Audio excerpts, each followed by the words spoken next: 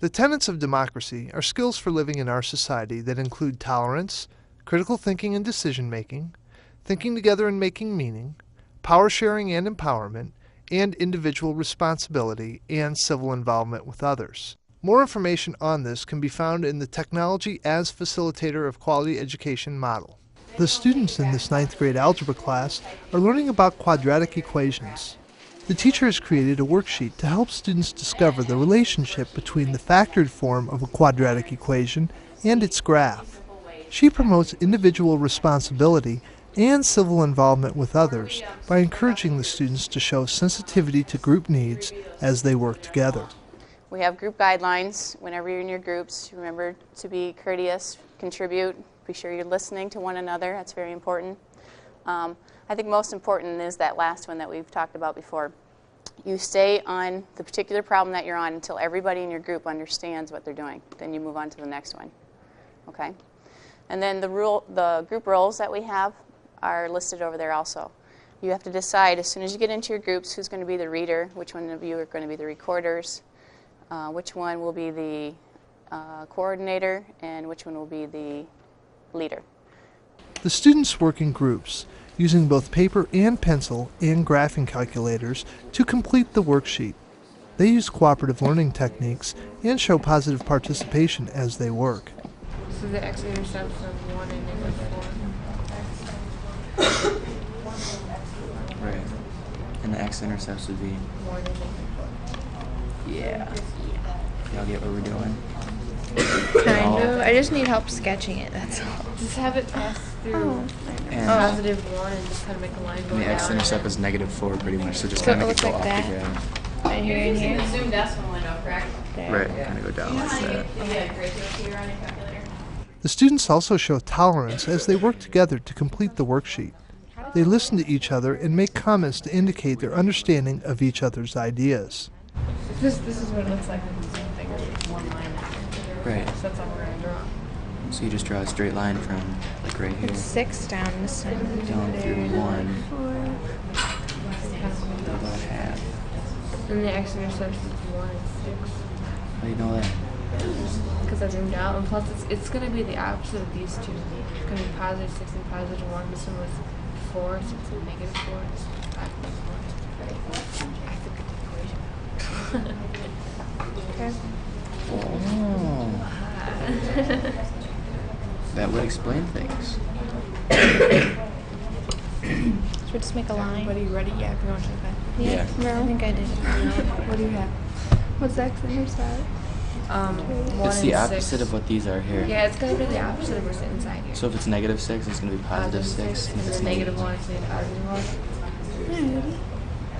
be +1. Wait, that one was -4, and you said that was And then -4. it's, No, it's no, it's +4. +4 and this is -6.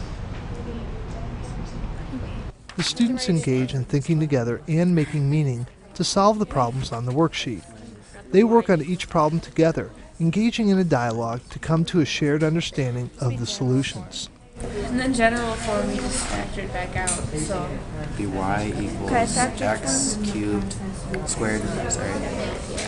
and then -3x is -7. XX. You do -3x plus the -4x, -7x, right? So it'd be -7x. Minus 7x. You just plus 12. Like, this is going all over my head. Okay, Moment. you guys got the No, I don't got the We don't got the form factor yet. form. Remember, it's just the opposite of the two x-intercepts. Is So there the x 20 -3 and the x -1. Oh, Can we do that on the other side? plus 12? I'll be so they're both negative, right? Yeah, because they're Right. And then then you what's just factor it general? out, so then it'd be x squared, X squared. Oh, I see. Oh, okay. and then the little thingy. The teacher provides the students with opportunities for critical thinking. She has them apply their new knowledge to a real-world problem.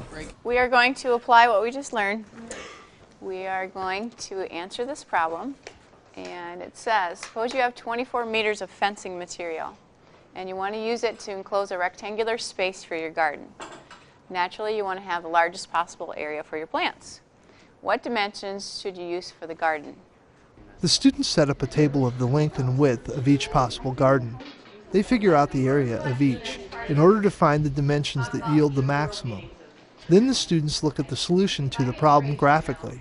They associate the problem with the mathematical concepts they have been learning and apply their knowledge to interpret the graph of their solution. What is the real-world interpretation right now of x being 0, scroll down there to the left, and y being,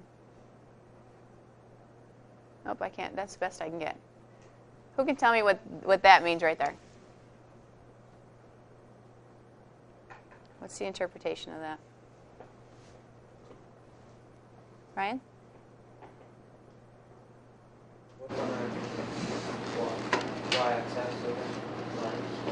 The area is. That's where you'd have the smallest area.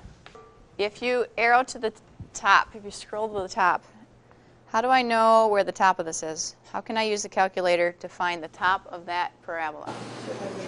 Second trace. And we've never done this before. What do we want to do? Maximum. Let's take a guess. Anybody take any guess? 636. 636. Good. We already figured that out, didn't we? And there it is. Okay. So what does this tell me about the problem I asked you? It says that if I have 24 meters of fencing, I should build my fence to be a 6 by 6 because that adds up to 24, and it would give me the largest area. It would give me the maximum point of 36. The teacher extends the students' understanding of factoring through an experiment. The students use motion detectors called calculator-based rangers to find out how high they can jump. The experiment requires students to jump in front of the motion sensor while it measures the distance to the wall behind the jumper. The teacher promotes critical thinking when she asks the students to predict the graph that the motion detector will generate.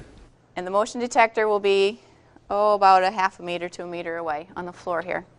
And once the trigger is started, you're going to jump, and then you're going to land.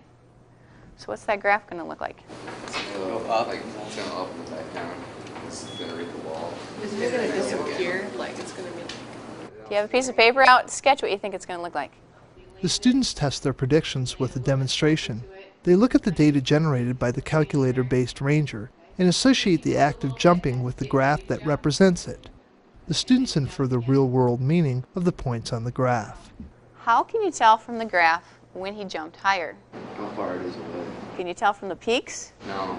How far it is like this one. The last one, like, he jumped the highest, the last one.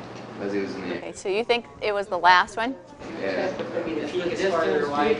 It's like the how far the flash is. Okay, I'm getting a lot of you talking at the same time. Can I have somebody summarize what you're saying? The higher you jump, the longer you're in the air, so the wider that is, the longer the time is. The higher you jump, the longer you are in the air.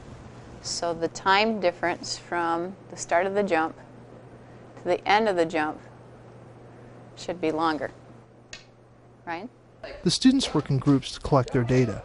The teacher then helps the students apply their knowledge of factoring to calculate their jump height. The data collected by the motion sensor is linear, but the students use a parabola to model the time the jumper leaves the ground until the feet return to the ground. Some of you are having a hard time figuring out what you do with the collected data. Okay, there's an equation. Belinda, will you do me a favor, grab a piece of chalk and write that equation on the board? Who can tell me what two things in that equation that you know? Taylor? R1 and R2, your roots. Okay, what are your roots? What does R1 represent in the real world? The time you took off, where you started, the jump. Okay, and what's R2? Time you landed. Now, what will the graph of that parabola tell you? How will that tell you the jump height? Yeah, it'll tell you the height, but why? You got time 1 right here. You got time 2 right here. What happens in between those two times? Exactly in the middle. Axis of symmetry. The axis of symmetry. And that should tell you Vertex. the vertex. It helps you find the vertex. And the vertex is going to tell you you jump the maximum height. Just like the area problem we did with the fence. Okay, the top of that tells you the maximum area. This is going to tell you the maximum height. The students demonstrate individual responsibility and civil involvement with others when a student in one group helps the students in another group calculate their jump heights. The students experience a sense of community by taking responsibility for the welfare of the entire class. Who has calculated some jump heights already? Okay, will someone in this group come over and explain to this group here how you're getting those values? Do you have to solve it then? Stuff. I'm not gonna Okay, what do you want? They don't know what to do with those numbers. I know. I kind of do, but do we have to solve it then? Like, Okay. to make it equal to 0? You put -192 in your y equals. And then, Okay. -192. Right. In parentheses x, because you don't have a t variable in there. oh, so I just Minus your first time, which is time left. 10 Then you put the two parentheses in, and x minus the second time, which is your landing time. Then you get your parabola. Oh, and then we find that. Okay, I get Then you find what, Holly? the maximum or whatever, right? Why? Yes. Because that tells you how high you jump. The teacher again promotes critical thinking by asking the students to interpret two graphs that display the same kind of data they collected in their experiment. The students apply the concepts they have learned and infer the meaning of the graphs. Who can tell me the real-world interpretation of x equals 4.397? What does that refer to? X equals 4.397. Holly? That's the time you started the jump. That's the time it took off. X is time, right? Okay, Ryan, what's y?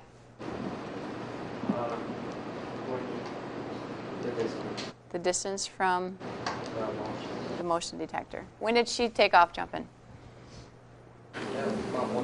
So I could ask, who jumped earlier when the CBR started? She jumped faster after 1.29 seconds. Okay. She landed 3.98 seconds later. Look at your tables. What was her jump height? 345 centimeters. 345. We're still doing inches.